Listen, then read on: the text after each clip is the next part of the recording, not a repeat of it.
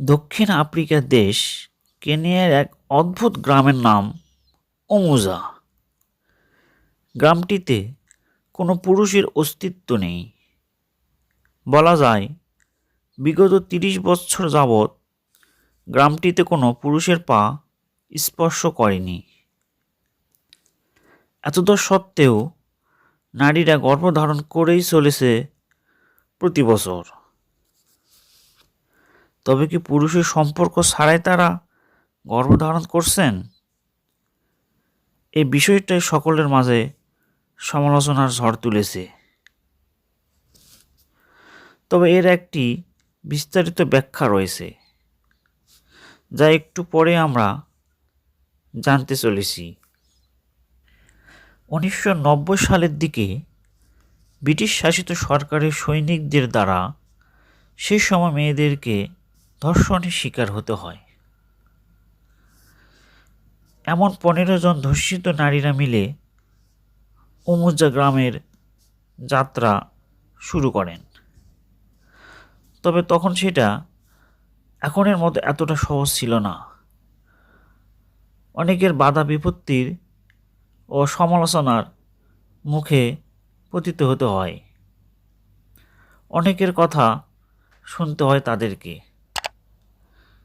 তবে তারা তাদের আয় দ্বারা সেখানে স্কুলের ব্যবস্থা করেছেন। তখন থেকে গ্রামে সবাই ঠিক করেন এই গ্রামে পুরুষ ঢোকা নিষিদ্ধ। ওমুজা অর্থ একতা।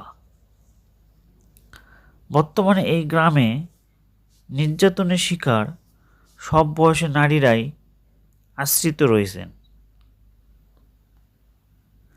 এমনকি বাল্যবিবাহের যারা শিকার, পারিবারিক সহিংসতার শিকার এবং ধর্ষণের শিকার নারীরাও এখানে বেশিরভাগ আশ্রিত। শিশুদের মধ্যে ছেলেদের বয়স ১৮ হলে তাদেরকে এই গ্রাম ছেড়ে চলে যেতে হয়। তবে গ্রামটি আশেপাশে মেয়েদের জন্য উন্মুক্ত। তারা তাদের মৌলিক চাহিদা মেটানোর জন্য তারা বিভিন্ন আয় রোজগার করে থাকে। এখন প্রশ্ন হলো, পুরুষ ছাড়া তারা গর্ভবতী হন কিভাবে বা সন্তান জন্ম দেন কিভাবে?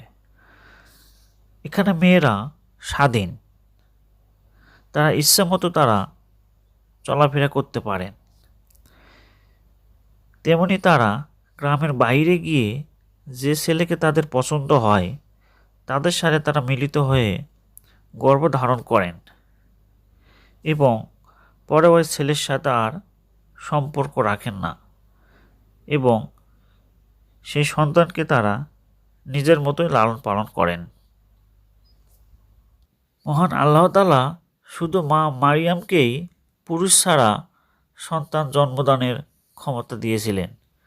বন্ধুরা, ভিডিওটি ভালো লাগলে লাইক, কমেন্ট ও সাবস্ক্রাইব করে পাশে থাকার অনুরোধ রইল। সকলকে ধন্যবাদ।